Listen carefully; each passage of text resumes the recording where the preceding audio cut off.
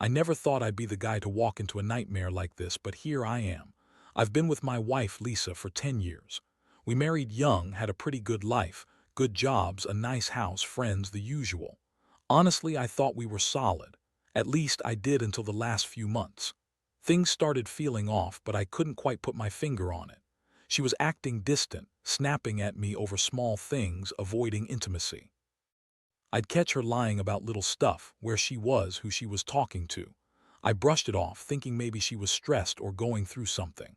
Then everything changed after I had that accident. I slipped at work and badly hurt my knee.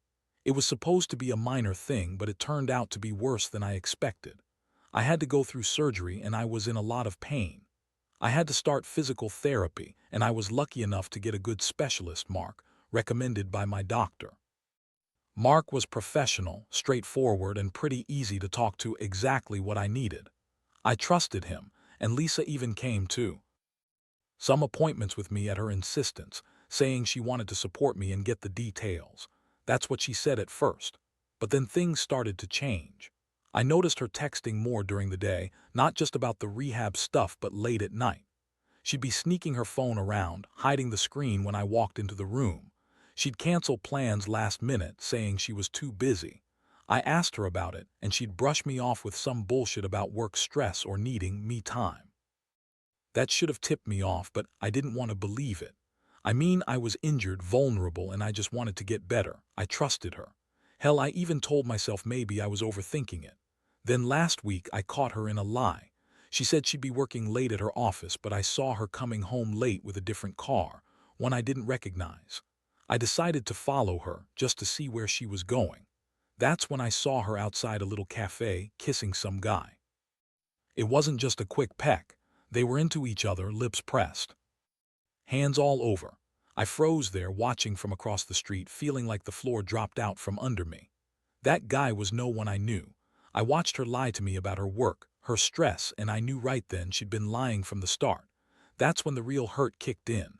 That's when I realized I'd been played for a fool. I couldn't move. I just watched her. My mind was racing, all these questions hitting me at once. How long has she been doing this? Who is he? Was she ever really with me? The betrayal cut deep because I had trusted her. Hell, I still do in some ways. I feel so stupid for not seeing it sooner. I felt anger boil up, but also this crushing sadness that I'd lost someone I thought I knew. I wanted to scream, to break something, but I just stood there in shock. I didn't confront her right away. I didn't even know what to say or how to start. I just watched her walk away with that guy, and in my chest, I knew everything had changed forever. After seeing her with that guy, I couldn't sleep that night. My mind kept replaying everything I saw, her lips on his, the way she looked so comfortable, so into him. I felt sick, like someone had punched me in the stomach and then kept punching. I kept asking myself how I could have missed all the signs, how I didn't see that she'd been slipping away from me for months. I was furious at her for lying, for betraying me after all we'd been through. But I was also hurt. Deep down, I still loved her, or at least I thought I did. Now I wasn't sure what was real anymore. The worst part was that she kept lying when I confronted her. I finally couldn't hold it in anymore. I waited for her to come home and I sat her down in the living room. My hands were trembling, but I managed to keep my voice steady. I told her I knew about her and that guy, and I wanted an explanation. She looked at me with that bitchy smirk she sometimes gets when she's trying to be cute but just sounds condescending. She rolled her eyes and said, "Oh, so now you're spying on me? Grow up, you're just paranoid because of your stupid rehab. Seriously, you're making a big deal out of nothing." I couldn't believe she was acting like this.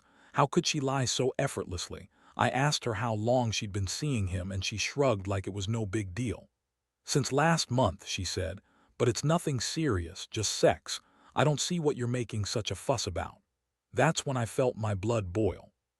She was so casual, so dismissive, like I was just some inconvenience she had to pretend to care about. I told her I'd never been so humiliated in my life, and she just laughed it off, saying I was overreacting. I wanted to scream, but I held back, knowing anything I said wouldn't matter. The emotional roller coaster hit me hard. I went from angry to devastated, and then to this sick numbness. It's like I was watching my life crumble apart while she sat there acting like it was no big deal. I kept asking myself, how could she do this? How could she lie so openly and not care? I felt betrayed, stupid for trusting her, and angry at myself for not seeing it sooner. I mean, I was hurt physically, but now I was hurting emotionally even worse. I felt like I'd been punched in the chest and all the air had been knocked out of me. I didn't sleep for nights after that, replaying every moment, every sign I'd missed. What really tore me up was how she kept denying everything, dismissing my feelings. She said I was overreacting, that I was just jealous and insecure. She told me I was making a mountain out of a molehill and that she still loved me, even if she'd been stupid and naive. But I knew the truth. I saw her with my own eyes. I knew she'd been lying probably for months, and I felt like that trust I once had was shattered beyond repair. That day, I realized I'd been living in a fantasy, believing in a marriage that was already dead inside. I didn't know how to process it all, so I just sat there, trying to hold on to some shred of sanity while my world fell apart around me. The days that followed were a blur. I kept replaying everything I saw, every word she said. To me, every lie I caught her in. I couldn't focus at work. My mind kept drifting back to that moment outside the cafe and the image of her kissing that guy. It was like a scar that wouldn't heal, always throbbing just beneath the surface. I tried to pretend I was okay, to act like I was moving on, but inside I was burning with a mixture of rage and heartbreak. I decided I needed to confront her again, this time more aggressively. I wasn't going to let her get away with just dismissing me. So I sat her down again and I told her I knew everything. The affair, the lies, the deception. That's when her true colors came out. She started yelling, calling me paranoid and insecure, saying I was overreacting because I was jealous that she was more interesting than I was now. She said, maybe if you weren't so obsessed with your stupid rehab, you'd see that I'm not that bad. It's just sex, for God's sake. It's not like I'm leaving you. That was the moment I realized how much she hated me, or at least hated the fact that I found out. She kept calling me names, saying I was a control freak, that I was ruining everything. She said I was crazy to think she'd stay faithful to a cripple like me. That hit hard. I felt like I'd been punched again, this time in the gut. I didn't know whether to cry or scream. Instead, I told her she needed to leave, that I couldn't look at her without feeling disgusted. She smirked and said she'd be staying for a while, like she owned the place, like she had the power. I watched her pack a bag, her face full of contempt, and I realized that I was done trying to save this marriage if she didn't want it. That night, I stayed up all night trying to figure out my next move. I was exhausted from the emotional roller coaster, but I knew one thing. I was not going to be a fool anymore. I was angry at her, yes, but I was also angry at myself for being so blind for so long. I had trusted her, believed in her, and she'd thrown all that away for some meaningless sex with a guy she hardly knew. I thought about divorce, about cutting her out of my life completely, but part of me was still holding on to hope that I could somehow get revenge, not just for the betrayal, but for how she made me feel so small, so insignificant. I started doing some digging, trying to gather evidence and figure out if she was still seeing this guy. I found some text messages that confirmed they'd been in contact way more than she admitted, some of which were downright disgusting. She told him she hated her marriage, that I was useless because of my accident, and that she wanted to try something new. That made my blood boil even more. I felt like I was walking around in a fog, just waiting for the next thing to blow up in my face. But I also began to think of ways to strike back. Nothing criminal, just clever, calculated things that would make her regret what she'd done. I wasn't going to let her get away with this without some payback. The hardest part was watching her walk around like she still owned the place, acting like she was the victim. That bitch had the nerve to act like she was the one hurt when all I felt was pure rage. I wanted her to suffer, to feel the weight of what she'd done. But I also knew that if I let this continue, I'd only become more of a mess myself. So I started planning carefully, because I knew that revenge wouldn't come from yelling or throwing things. It had to be cold, precise, something that would teach her a lesson she wouldn't forget. I didn't want to just walk away. I wanted her to see the damage she'd caused me, see that her lies had consequences. The wheels were turning and I was beginning to realize I was far from done. Over the next few days, I threw myself into planning. I started subtle, reading her messages, checking her phone when she wasn't looking, trying to catch her in a lie or slip-up. I knew I couldn't just confront her again and hope she'd admit everything. She was too good at spinning stories, at pretending everything was fine. So I had to be smarter, more calculated. I found an old, cheap voice recorder I had tucked away and slipped it into her purse during one of her rare moments of being careless, just to see what she'd say when she thought no one was listening. What I heard was even worse than I expected. She was openly talking about that guy, saying how much she enjoyed slipping away from me from our marriage and how she was finally doing what she wanted. She wasn't even trying to hide it anymore. She called him her escape, said she felt alive with him, and that I was just some burden she was stuck with because of my accident. That was like a punch to the gut, harder than anything I'd felt before. She didn't even care that I was listening. It was clear she had zero remorse or shame. That's when I knew I had to act, that I couldn't just sit there and take it anymore. I started talking to a lawyer, gathering information about my options. I wanted to make sure I could do this cleanly, legally, but I also wanted her to know I was serious. At the same time, I couldn't help but think about how she'd lied for so long, how she'd betrayed me for some guy she barely knew. My mind was racing with plans for revenge, nothing violent, just smart, calculated moves that would make her regret ever messing with me. I began to imagine ways to expose her, maybe even trap her in her own game. I didn't want her to walk away unscathed, not after what she'd done. I felt a mixture of anger, sadness, and this strange sense of empowerment that I was finally taking control of my life again. One night, I decided to confront her one last time, not with accusations, but with proof. I played her own voice recordings from her purse, knowing she'd be stunned when she realized I'd been listening all along. She sat across from me, her face frozen in shock, trying to deny everything. I told her I had all the evidence I needed, that I knew about her affair, her lies, her betrayal, and that I was done pretending, that I was going to divorce her and make sure she paid for what she'd done. She looked at me with that smug, bitchy expression, and for a second I saw a flicker of panic.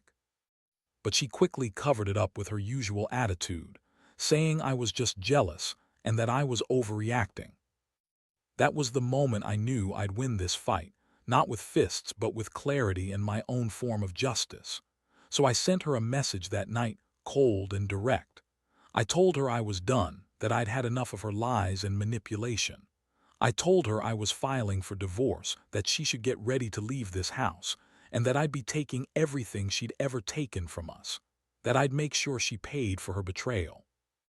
I didn't want to just hurt her. I wanted her to feel what it was like to lose everything she took for granted. I wanted her to see that nobody, not even her, could walk all over me without consequences. I felt a strange sense of relief, like I'd finally taken back some control, even though deep down, I was still shattered inside. But I knew that from this point on, I was no longer going to be her victim. I was going to make her regret ever crossing me. The aftermath hit harder than I expected. The day I filed for divorce, everything changed. She was furious, yelling, crying, calling me every name in the book. She tried to spin it like I was the one who was crazy, the one who was overreacting. She told me I was ruining her life, that I was insecure and jealous. But I wasn't listening anymore. I knew her game. She'd been playing me for months, maybe longer.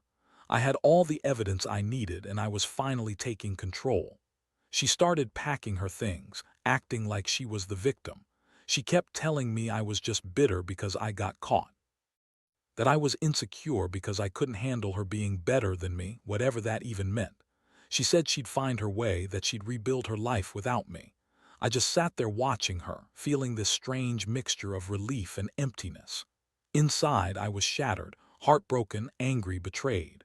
But I also knew I had won the battle, even if I'd lost the war in some way. I moved out a few days later. She stayed in the house, trying to keep some semblance of normalcy, but I knew that was just her way of punishing me. I didn't want to be there anymore. Every corner of that house reminded me of her lies, her betrayal. I stayed with a friend for a while, trying to get my head together.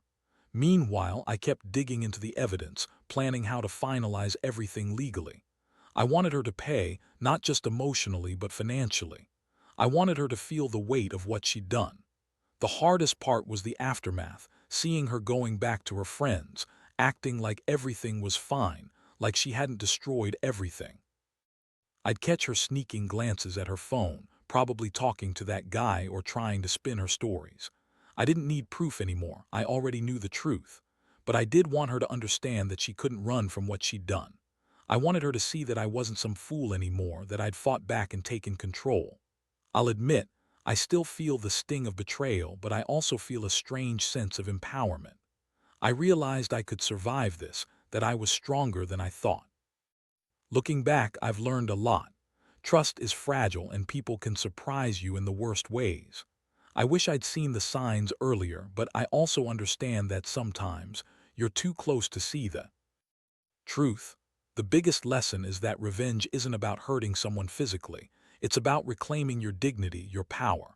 I may still be healing, physically and emotionally, but I know now that I won't let anyone treat me like that again. I've started focusing on my recovery, both from the accident and from this betrayal. It's a long road, but at least I'm walking it on my own terms now. And that's a kind of victory you can't put a price on. Now I spend a lot of time reflecting on everything that happened. I won't lie, it's been brutal. The pain of betrayal still lingers, but I've learned to accept it as part of my journey. I realize that sometimes people aren't who they pretend to be, and no matter how much you want to believe they are, the truth can come crashing down when you least expect it.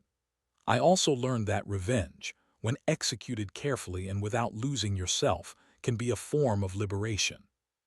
Not because I wanted her to suffer, but because I needed to remind myself that I have worth, that I deserve honesty and respect. From this whole experience, I've grown stronger. I've become more cautious with who I trust, more aware of the signs I once ignored. I've started focusing on myself, my health, my rehabilitation, my happiness. It's not easy. Every day is a battle against the disappointment, the anger, and the heartbreak. But I remind myself that I'm still here. I'm still fighting. And that matters more than anything else. Looking back, I wish I could tell my past self to be more vigilant, to listen to that little voice that was warning me. But I also know that you can't change the past. All you can do is learn from it.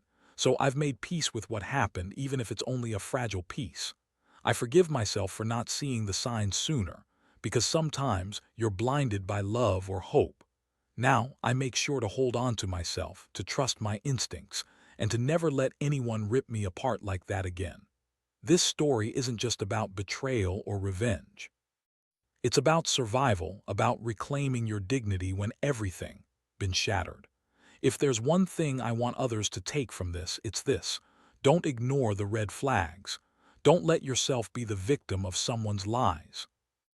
And when you finally see the truth, don't hesitate to take control. Because in the end, your happiness is worth fighting for, and no one else is going to do it for you. I've learned that the hard way, but I'm glad I did. Now I move forward a little wiser, a lot more cautious, and ready to rebuild from what was broken.